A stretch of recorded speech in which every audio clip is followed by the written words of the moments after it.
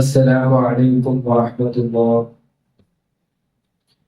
الحمد لله رب العالمين، الصلاة والسلام على رسوله الأمين وعلى آله وصحبه أجمعين. أما بعد، رب اشرح لي صدري ويسر لي أمري واحلل عقدة من لساني يفقه قولي. أعوذ بالله من الشيطان الرجيم. بسم الله الرحمن الرحيم. قال لم أكن لأسجد لبشر خلقته من صلصال من حمأ مسنون.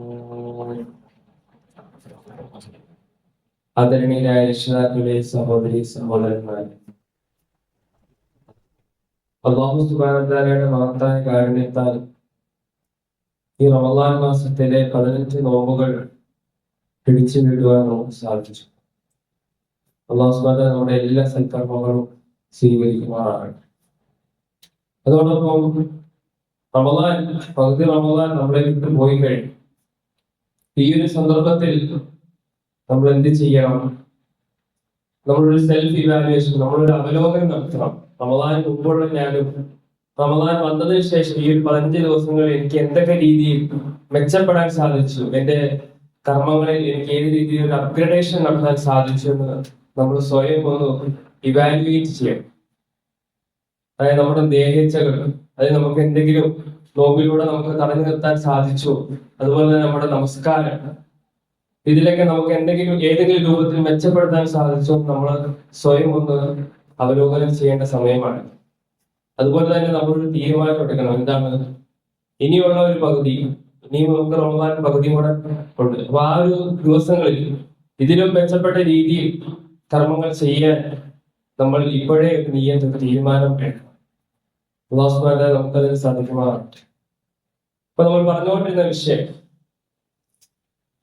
എന്തായിരുന്നു? ആദം നബി അലൈഹി ഇസ്ലാമിനെ സുജൂദ് ചെയ്യാൻ പറഞ്ഞ സന്ദർഭത്തിൽ മലക്കുകൾ സുജൂദ് ചെയ്തു, പക്ഷേ പിശാച് സുജൂദ് ചെയ്തില്ല. അപ്പൊ അല്ലാഹു സുബ്ഹാനഹു വ തആല പിശാചിനോട് ചോദിക്കുകയാണ്, എന്താണ്? അസ്തക്ബർത അം കുന്ത മിനൽ ആലിമീൻ, നീ കിബർ കാണിക്കുകയാണോ, അതോ നീ അഹങ്കരിക്കുകയാണോ, അല്ലെങ്കിൽ നീ വല്ല ഉന്നതനായ ആളാണെന്നാണോ നിന്റെ വിചാരം എന്ന് അല്ലാഹു സുബ്ഹാനഹു വ തആല ഇബ്ലീസിനോട് ചോദിക്കുകയാണ്. അപ്പോൾ ഇബ്ലീസ് പറയുന്ന ഒരു മറുപടി അല്ലാഹു സുബ്ഹാനഹു വ തആല ശുദ്ധ ഖുർആനിലെ സൂറത്തുൽ ഹിജ്റിൽ പറയുന്നുണ്ട്, അന ഖൈറും മിൻഹു, ഞാൻ അവനേക്കാൾ ഖൈറാണ്. അപ്പൊ ഞാൻ അവനേക്കാൾ വലിയൊരാളാണ് സമൂഹത്തിൽ, എന്നിട്ട് വേണം അവൻ എന്നെ പഠിപ്പിക്കാൻ എന്നൊക്കെ നമ്മൾ പറയാറുണ്ട്. നമ്മൾ ഇതൊക്കെ മുമ്പേ കണ്ടതാണ്. എന്നിട്ട് അവൻ എന്നോട് ഇപ്പോൾ പറയുന്നത് അംഗീകരിക്കില്ല. അപ്പൊ കിബറും അഹങ്കാരവും ഉള്ളവൻ ഒരിക്കലും ഹക്ക് അംഗീകരിക്കില്ല എന്നൊരു വാസ്തവം കൂടെയാണ് അല്ലാഹു സുബ്ഹാനഹു വ തആല ഇവിടെ പഠിപ്പിക്കുന്നത്. എന്നിട്ട് അല്ലാഹു സുബ്ഹാനഹു വ തആല പറയുകയാണ്, ഖാല അന ഖൈറും മിൻ ഖലഖതനി മിൻ നാരിൻ വ ഖലഖതഹു മിൻ തീൻ. ഇബ്ലീസ് പറയുകയാണ്, അല്ലാഹുവേ, നീ എന്നെ സൃഷ്ടിച്ചത് തീയിൽ നിന്നാണ്, ആദമിനെ നീ സൃഷ്ടിച്ചത് മണ്ണിൽ നിന്നാണ്. അപ്പൊ അതാണ് അഹങ്കാരത്തിനുള്ള കാരണം. അപ്പൊ മണ്ണിൽ നിന്ന് സൃഷ്ടിക്കപ്പെട്ട ഒരാൾക്ക് തീയിൽ നിന്ന് സൃഷ്ടിക്കപ്പെട്ട ഞാൻ എങ്ങനെ സുജൂദ് ചെയ്യും? ഞാൻ അവനേക്കാൾ താഴെയല്ല. സൂറത്തുൽ അഅറാഫിൽ അല്ലാഹു ഇത് പറയുന്നു. ഇപ്പൊ സൂറത്തുൽ ഹിജ്റിൽ വീണ്ടും പറയുന്നത് നമുക്ക് കാണാൻ സാധിക്കും. എന്താണ്? ഖാല ലം അകുൻ ലിഅസ്ജുദ ലിബശരിൻ ഖലഖതഹു മിൻ സൽസാലിൻ മിൻ ഹമഇൻ മസ്നൂൻ. അപ്പൊ ഞാൻ ഒരിക്കലും ഒരു മനുഷ്യനെ സുജൂദ് ചെയ്യില്ല, ഇബ്ലീസ് പറയുകയാണ്. കാരണം നീ ആ മനുഷ്യനെ സൃഷ്ടിച്ചത് കുഴച്ചുണ്ടാക്കിയ, കൊട്ടിയാൽ ശബ്ദം ഉണ്ടാക്കുന്ന കളിമണ്ണിൽ നിന്നാണ്. അങ്ങനെയുള്ള ഒരാളെ തീ കൊണ്ട് സൃഷ്ടിക്കപ്പെട്ട ഞാൻ ആ ഒരു സ്വയംപൊക്കം ഇബ്ലീസ് കാണിക്കുകയാണ്, സുജൂദ് ചെയ്യില്ല, ഞാൻ അവനേക്കാൾ താഴെയല്ല എന്ന് ഇബ്ലീസ് പറയുകയാണ്. റസൂൽ സല്ലല്ലാഹു അലൈഹി വസല്ലം പറയുകയാണ്, ഖുലിഖത്തിൽ മലായികത്തുൻ മിൻ നൂർ. അപ്പൊ മലക്കുകൾ സൃഷ്ടിക്കപ്പെട്ടത് എന്തിൽ നിന്നാണ്? പ്രകാശത്തിൽ നിന്നാണ്. അള്ളാഹുവിന്റെ സൃഷ്ടിയായ പ്രകാശത്തിൽ നിന്നാണ് മലക്കുകൾ സൃഷ്ടിക്കപ്പെട്ടത്. വഖുലിഖൽ ജാന്നു മിൻ മാരിജിൻ മിൻ നാർ. അപ്പൊ ജിന്നുകൾ സൃഷ്ടിക്കപ്പെട്ടതോ തീ നാളത്തിൽ നിന്നാണ്, അഥവാ കത്തുന്ന തീയുടെ അവസാന ഭാഗത്തിൽ നിന്നാണ്. അള്ളാഹു തീയെ സൃഷ്ടിച്ചു. ആ തീയിൽ നിന്നാണ് എന്തിനെ സൃഷ്ടിക്കുന്നത്? ജിന്നുവർഗത്തെ സൃഷ്ടിക്കുന്നത്. വഖുലിഖ ആദമു മിമ്മ ഉസിഫ ലഹു. ആദമിനെ സൃഷ്ടിച്ചു എന്തിൽ നിന്ന്? മണ്ണിൽ നിന്നും. അപ്പൊ ആ ഒരു അഹങ്കാരമാണ് ഇബ്ലീസ് ഇവിടെ കാണിച്ചത്. അപ്പൊ അത് വ്യക്തമായി അള്ളാഹുവോട് പറയുകയും ചെയ്തു ഇബ്ലീസ്, ഞാൻ അവനേക്കാൾ ഖൈറാണ്, ഞാൻ അവനേക്കാൾ മേലുള്ളവനാണ് എന്ന് ഇബ്ലീസ് അല്ലാഹു സുബ്ഹാനഹു വ തആല പറയുകയാണ്. അല്ലാഹു സുബ്ഹാനഹു വ തആല ആ അഹങ്കാരത്തിന് ശിക്ഷ വിധിക്കുകയാണ്. സൂറത്തുൽ അഅറാഫിലെ 13-ാമത്തെ ആയത്ത് ഖാല ഫഹ്ബിത് മിൻഹ, അല്ലാഹു പറയുകയാണ് ഇബ്ലീസിനോട്, ആ സ്വർഗ്ഗത്തിൽ നിന്ന് നീ ഇറങ്ങിക്കും, ഇറങ്ങാൻ പറയുകയാണ്. ഫമാ യകൂനു ലക അൻ തതകബ്ബറ ഫീഹ, അവിടെ നിനക്ക് അഹങ്കരിക്കാൻ ഒരവസരവുമില്ല, സ്വർഗത്തിൽ അഹങ്കരിക്കാൻ നിനക്ക് അധികാരവുമില്ല. ഫഖ്റുജ് ഇന്നക മിനസ് സാഗിരീൻ, ഖിയാമത്ത് നാൾ വരെ നീ നിന്ദിക്കപ്പെട്ടവരാണെന്ന് പറഞ്ഞ അല്ലാഹു സുബ്ഹാനഹു വ തആല ഇബ്ലീസിനെ പുറത്താക്കുകയാണ് ഇവിടെ നിന്ന്, സ്വർഗത്തിൽ നിന്ന്. അപ്പൊ ആ ദേഷ്യം അന്ന് ഇബ്ലീസ് അള്ളാഹിനോട് തീർക്കുകയാണ്. ഏത് രൂപത്തിൽ? നീ എന്നെ പുറത്താക്കിയല്ലോ, ആദമിന് സുജൂദ് ചെയ്യാത്തതിന്റെ പേരിൽ നീ എന്നെ പുറത്താക്കി. അതിന്റെ ദേഷ്യം തീർന്നത് എങ്ങനെയാണ്? ഖാല ഫബിമാ അഗ്വൈതനി ലഅഖുദന്ന ലഹും സിറാത്തകൽ മുസ്തഖീം, നിന്റെ നേരായ മാർഗത്തിൽ അവർക്ക് മുമ്പിൽ ഞാൻ ചെന്നിരിക്കും, നേരായ മാർഗത്തിലുള്ള മനുഷ്യർക്ക് മുമ്പിൽ ഞാൻ ചെന്നിരിക്കും. ഇബ്ലീസ് പറയുകയാണ്, സുമ്മ ലഅതിയന്നഹും, പിന്നെ ഞാൻ അവരുടെ അടുക്കലേക്ക് വരും, ആദമിന്റെ സന്തതികളോട് ഞാൻ സമീപിക്കും. സുമ്മ ലഅതിയന്നഹും മിൻ ബൈനി ഐദീഹിം വമിൻ ഖൽഫിഹിം വഅൻ അയ്മാനിഹിം വഅൻ ശമാഇഹിം, അവരുടെ മുമ്പിലെയും പുറകിലെയും വലതിലൂടെയും ഇടതിലൂടെയും ഏത് ഭാഗത്തിലൂടെയും ഞാൻ അവരെ സമീപിക്കും. അഥവാ നമുക്ക് ചുറ്റും വലവിരിച്ചിരിക്കാൻ പിശാച്. എന്തിന്? ആ ഒരു ദേഷ്യം തീർക്കാൻ, എങ്ങനെയെങ്കിലും നമ്മളെ വഴിതെറ്റിക്കണം. അതായത് ഇബ്ലീസിന് കിട്ടാത്ത ആ സൗഭാഗ്യം, സ്വർഗം എന്ന സൗഭാഗ്യം നമുക്കും കിട്ടരുത്. ആർക്ക്? ആദമിന്റെ സന്തതികൾക്ക് കിട്ടരുത് എന്നൊരു വാശി. ചില ആൾക്കാർ കാണുമല്ലോ, എനിക്ക് കിട്ടിയില്ലെങ്കിൽ അവനും വേണ്ട എന്നൊരു വിചാരം. അപ്പൊ അത്രയും കടുത്തൊരു സ്വഭാവമാണ് അഭിഷാവിന്റെ സ്വഭാവം. അപ്പൊ എനിക്ക് അള്ളാഹിന്റെ ഭാഗത്ത് നിന്ന് കിട്ടാതെ പോയ ആ ഒരു സൗഭാഗ്യം ആദമിന്റെ മക്കൾക്ക് കിട്ടരുത്. അതിന് എന്നെ കൊണ്ട് ചെയ്യാവുന്നതൊക്കെ ഞാൻ ചെയ്യും. അപ്പൊ അന്ന് അള്ളാഹിനോട് പറഞ്ഞ വാക്കാണ്. പക്ഷെ നമ്മൾ എന്ത് ചെയ്തു? നമ്മൾ അള്ളാഹുവിനെ മറന്നു. അള്ളാഹിന്റെ ശത്രു അന്ന് അള്ളാഹിനെ വെല്ലുവിളിച്ചതിന്റെ കൂടെ സുഖമായിട്ട് നമ്മൾ പോയി. അപ്പൊ ഒന്ന് ആലോചിച്ച് നോക്കി, ആ ഒരു അവസ്ഥ വളരെ കരുതിയിരിക്കണം നമ്മള് പിശാചിനെയും അവന്റെ കുതന്ത്രങ്ങളെയും. അതിന് അല്ലാഹു സുബ്ഹാനഹു വ തആല പറയുകയാണ്, ഇന്ന ഇബാദി ലൈസ ലക അലൈഹിം സുൽത്താനുൻ ഇല്ലാ മൻ ഇത്തബഅക മിനൽ ഗാബി. ഇപ്പൊ വളരെ ഗൗരവത്തിൽ നമ്മുടെ ജീവിതത്തിൽ നാം ആലോചിക്കേണ്ട ഒരു മറുപടിയാണ് അല്ലാഹു സുബ്ഹാനഹു വ തആല നടത്തുന്നത്. പിശാച് നൽകിയ മറുപടിയാണ്, ഇന്ന ഇബാദി, എന്റെ അടിമകൾ, എന്റെ മുത്തഖീങ്ങളായ അടിമകൾ, ലൈസ ലക അലൈഹിം സുൽത്താൻ, അപ്പൊ അവരുടെ മേൽ നിനക്ക് യാതൊരു സ്വാധീനവും ഉണ്ടാവില്ല. ഇബ്ലീസിനോട് പറയുകയാണോ? അപ്പൊ അള്ളാഹുവിലേക്ക് ചേർത്തിട്ട് പറയുകയാണ്, നിന്നെ പിൻപറ്റിയവർ ഒഴികെ, അത് വഴിപിടിച്ചവരായിട്ട് നിന്നെ പിൻപറ്റിയവർ ഒഴികെ എന്റെ യഥാർത്ഥ അടിമകളിൽ നിനക്ക് യാതൊരു സ്വാധീനവും ഉണ്ടാവില്ല എന്ന് അല്ലാഹു സുബ്ഹാനഹു വ തആല പറയുകയാണ്. അപ്പൊ ഒന്ന് ആലോചിച്ച് നോക്കിയാൽ നമ്മൾ ഏത് ഗണത്തിൽപ്പെടുമെന്ന് നമ്മൾ തന്നെ ഒന്ന് ചിന്തിക്കണം.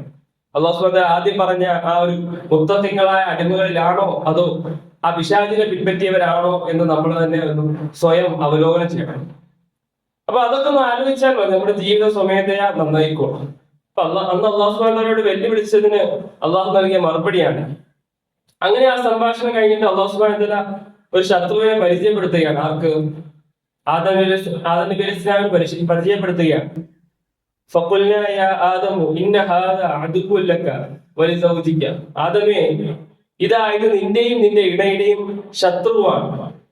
ഫലാ യുഖ്രിജന്നകും മിനൽ ജന്നതി ഫതഷ്ഖാ, അപ്പൊ സ്വർഗ്ഗത്തിൽ നിന്ന് അവൻ ഒരിക്കലും നിങ്ങളെ പുറത്താക്കരുത്. പുറത്താക്കാൻ അവൻ എല്ലാ കളിയും കളിക്കും.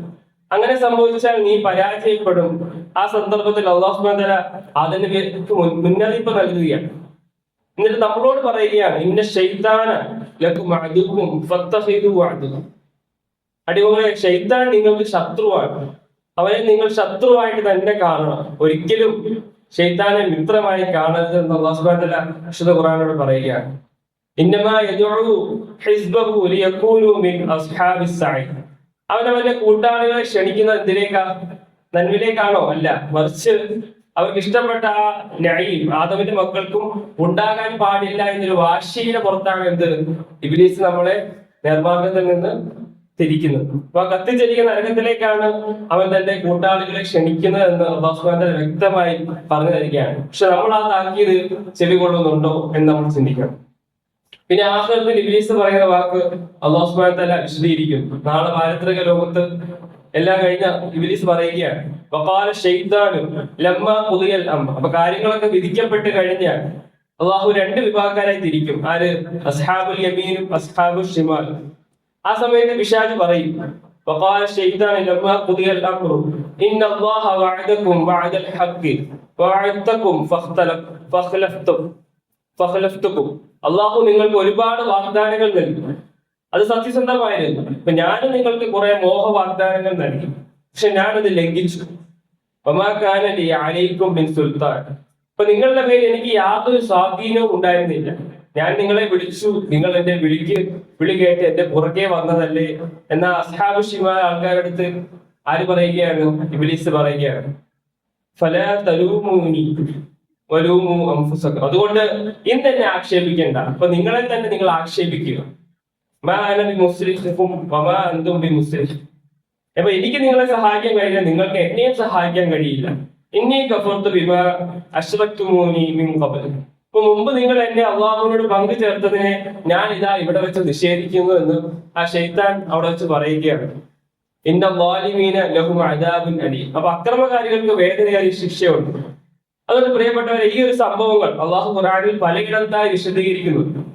അപ്പൊ നാം ഉൾക്കാഴ്ചയുള്ളവരാകാൻ വേണ്ടിയാണ് അള്ളാഹു സുബ്ഹാനഹു വ തആല ഇതെല്ലാം നമ്മളോട് പറയുന്നത്. പിശാചിന്റെ ആ കെണിയിൽ പെടാതെ നമ്മൾ ശ്രദ്ധിക്കണം. സൂറത്തുൽ അൽ-ബഖറയിലെ 35-ാമത്തെ വചനത്തിലൂടെ അള്ളാഹു സുബ്ഹാനഹു വ തആല പറയുകയാണ്,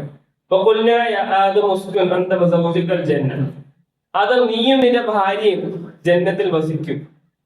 അപ്പൊ ഈ ഒരു ആയത്തിൽ നിന്ന് പണ്ഡിതന്മാർ എടുത്ത നിഗമനം എന്ന് വെച്ചാൽ ആദം അലൈഹിസ്സലാം ജന്നത്തിൽ പ്രവേശിക്കുന്നതിന് മുമ്പേ അല്ലെങ്കിൽ അതേ സമയത്താണ് ആര് ഹവ്വാ സൃഷ്ടിക്കപ്പെടുന്നത്. കാരണം അള്ളാഹുവിടെ ഉപയോഗിച്ചെന്താണ് നീയും നിന്റെ ഭാര്യയും എന്ന് ഒരുമിച്ചാണ് പറയുന്നത്. അതുപോലെ തന്നെ വേറെ അഭിപ്രായം കാണാൻ സാധിക്കുന്ന ഒരു ഹദീസിൽ അബ്ദുല്ലാഹി ഇബ്നു അബ്ബാസ് ഉദ്ധരിക്കുന്ന ഒരു ഹദീസാണ്. അപ്പൊ ആദ്യം ആദം നബി ഇസ്ലാം ജന്നത്തിൽ, അതായത് സ്വർഗത്തിൽ ഒറ്റയ്ക്കായിരുന്നു. അദ്ദേഹത്തിന് ഭാര്യ ഉണ്ടായിരുന്നു. പിന്നീട് എന്ത് സംഭവിച്ചു? ഒരു ദിവസം, അതായത് ഇത് സംഭവിക്കുന്നത് ആ ഹദീസിൽ പറയുന്നത് ഇബ്ലീസിനെ സ്വർഗത്തിൽ നിന്ന് പുറത്താക്കിയതിനു ശേഷം ഒരു ദിവസം അദ്ദേഹം ഉറങ്ങി, ആദം നബി ഇസ്ലാം ഉറങ്ങിപ്പോയി സ്വർഗത്തിൽ വെച്ച്. അപ്പൊ അള്ളാഹു എന്ത് ചെയ്തു? അദ്ദേഹത്തിന്റെ ആ ഭാര്യയിൽ നിന്ന് ഒരു സ്ത്രീയെ സൃഷ്ടിക്കുകയാണ്. അങ്ങനെ ആദം നബി ഇസ്ലാം ഉണർന്നപ്പോൾ തന്റെ തലക്കരികിൽ ഒരു സ്ത്രീ ഇരിക്കുന്നതായി കണ്ടു. അപ്പൊ ആദം നബി ഇസ്ലാം ചോദിക്കുകയാണ്, നീ ആരാണ്? അപ്പൊ അവൾ പറഞ്ഞു, ഞാനൊരു സ്ത്രീയാണ്. അപ്പൊ അദ്ദേഹം ചോദിച്ചു, നിന്നെ എന്തിനാണ് സൃഷ്ടിച്ചത്? അപ്പം അവൾ പറയുകയാണ്, നീ എന്നോടൊപ്പം ജീവിക്കാൻ എന്ന് മറുപടി തരും. അപ്പൊ ഇതെല്ലാം കാണുന്നുണ്ട് മലക്കുകൾ. അപ്പൊ മലക്കുകളുടെ ചോദ്യം, മലക്കുകൾ ആദം നബി ഇസ്ലാമിനോട് ചോദിക്കുകയാണ്, ആദമേ അവളുടെ പേരെന്താണ്? കാരണം എന്താ? അള്ളാഹു സുബ്ഹാനഹു വ തആല പറഞ്ഞല്ലോ, ഈ ഭൂമിലോകത്ത് സൃഷ്ടിക്കാൻ പോകുന്ന എല്ലാ വസ്തുക്കളുടെയും പേര് ആർക്ക് പഠിപ്പിച്ചു കൊടുത്തു എന്ന്? ആദം നബി ഇസ്ലാമിന് അള്ളാഹു സുബ്ഹാനഹു വ തആല പഠിപ്പിച്ചു കൊടുത്തു എന്ന് പറഞ്ഞിട്ടുണ്ട്. അപ്പൊ അത് ടെസ്റ്റ് ചെയ്യാൻ വേണ്ടി ചോദിക്കുകയാണ്, ആദമേ അവളുടെ പേരെന്താണ്? അദ്ദേഹം പറഞ്ഞു, ആദം നബി ഇസ്ലാം പറയുകയാണ്, ഹവ്വ. അപ്പൊ അവര് ചോദിക്കുകയാണ്, എന്തുകൊണ്ട് അവളെ ഹവ്വ എന്ന് വിളിക്കുന്നു എന്ന് ചോദിച്ചപ്പോൾ ആദം നബി ഇസ്ലാം മറുപടി നൽകുകയാണ്, കാരണം അവള് ജീവിച്ചിരിക്കുന്ന ഒന്നിൽ നിന്നാണ് സൃഷ്ടിക്കപ്പെട്ടത്. ഇപ്പൊ ജീവനുള്ളത് എന്നാണ് ഹൈ എന്ന വാക്കിന്റെ അർത്ഥം. അപ്പൊ അതായത് ജീവിച്ചിരുന്ന ആദത്തിന്റെ ശരീരത്തിൽ നിന്ന് സൃഷ്ടിക്കപ്പെട്ടതുകൊണ്ടാണ് ഹവ്വ എന്ന പേര് വന്നത്. അപ്പൊ അതിനുശേഷം അള്ളാഹു ആദം നബി ഇസ്ലാമിനോട് ഹവ്വയോട് ആ സ്വർഗത്തിൽ താമസിക്കാൻ കൽപ്പിക്കുകയാണ്. അപ്പൊ ആദം, നീയും നിന്റെ ഇണയും സ്വർഗത്തിൽ താമസിച്ചു കൊള്ളുക, അവിടുന്ന് നിങ്ങൾക്ക് ഇഷ്ടമുള്ളതൊക്കെ സുഭിക്ഷമായി ഭക്ഷിക്കാം. വലാ തഖറബ ഹാദിഹി ഷജറ, പക്ഷെ ഒരു നിരോധനം, ഈ ഒരു മരത്തിന്റെ അടുത്തേക്ക് നിങ്ങൾ അടുക്കരുത്. അങ്ങനെ അടുത്താൽ നിങ്ങൾ എന്ത് ചെയ്യും? നിങ്ങൾ അക്രമകാരികളാക്കും. ഇപ്പൊ പല അഭിപ്രായങ്ങളും പറഞ്ഞ മരത്തിനെ പറ്റി, ഒരു മുന്തിരി മരമാണെന്നും ഒരു അത്തിപ്പഴത്തിന്റെ മരമാണെന്നും അല്ലെങ്കിൽ ഒരു ഈന്തപ്പഴത്തിന്റെ മരമാണെന്നും പല അഭിപ്രായങ്ങളുണ്ട്. പക്ഷെ അതിലൊന്നും ഹദീസിലോ ഖുർആനിലോ നമുക്ക് വ്യക്തമായ തെളിവുകളൊന്നുമില്ല. അപ്പൊ അതിന് ഇസ്ലാം താമസിച്ച ആ ഒരു സ്വർഗം, ആ സ്വർഗത്തിന്റെ ഒരു ലെവൽ എന്ന് പറയുന്നത് സ്വർഗത്തിൽ 100 തട്ടുകളാണെന്ന് നമ്മൾ പറഞ്ഞു. അപ്പൊ ജന്നത്തുൽ മഅ്വ എന്നറിയപ്പെടുന്ന സ്വർഗത്തിന്റെ ഒരു ഭാഗത്താണെന്നാണ് നമുക്ക് ഖുർആനിൽ തന്നെ കാണാൻ സാധിക്കും. അപ്പൊ ഇൻഷാ അല്ലാഹ് അതിന്റെ ബാക്കി ഭാഗം, അവര് ആ ഫലം, ആ വൃക്ഷത്തിൽ നിന്ന് ഫലം കഴിക്കുന്നതിനെ പറ്റിയും മറ്റും അവര് സ്വർഗത്തിൽ നിന്ന് പുറത്താക്കുന്നതിനെ പറ്റി ഇൻഷാ അല്ലാഹ് അടുത്ത ക്ലാസ് നമുക്ക് പഠിക്കും. നമ്മുടെ ഒരുമിച്ച് കൂടെ അള്ളാഹു കബൂൽ ചെയ്യുമാറാകട്ടെ. ആരോഗ്യവും ആഫിയത്തും ദീർഘായുസ് നൽകി അള്ളാഹു അനുഗ്രഹിക്കുമാറാകട്ടെ. എല്ലാവിധ രോഗങ്ങളിൽ നിന്നും ബുദ്ധിമുട്ടുകളിൽ നിന്നും പ്രയാസങ്ങളിൽ നിന്നും അള്ളാഹു ശിഫ നൽകി അനുഗ്രഹിക്കുമാറാകട്ടെ. നമ്മുടെ കച്ചവടങ്ങളിൽ, തൊഴിലുകളിൽ, പഠനങ്ങളിൽ അള്ളാഹു ബർക്കത്ത് ചെയ്യുമാറാകട്ടെ. നമ്മൾ ഇന്ന് മരണപ്പെട്ടുപോയ നമ്മുടെ മാതാപിതാക്കൾ, ബന്ധുമിത്രാദികൾ, ആദർശ ബന്ധുക്കൾ, അവരുടെ കബറിടങ്ങൾക്ക് അള്ളാഹു വെളിച്ചം കൊടുത്ത് വിശാലത കൊടുക്കുമാറാകട്ടെ. ലോക മുസ്ലിങ്ങൾക്ക് അള്ളാഹു സമാധാനവും ശാന്തിയും നൽകി അനുഗ്രഹിക്കുമാറാകട്ടെ. ربنا آتنا في الدنيا حسنة وفي الآخرة حسنة وقنا عذاب النار. ربنا تقبل منا إنك أنت السميع العليم وتب علينا إنك أنت التواب الرحيم. سبحانك اللهم وبحمدك أشهد أن لا إله إلا أنت أستغفرك وأتوب إليك.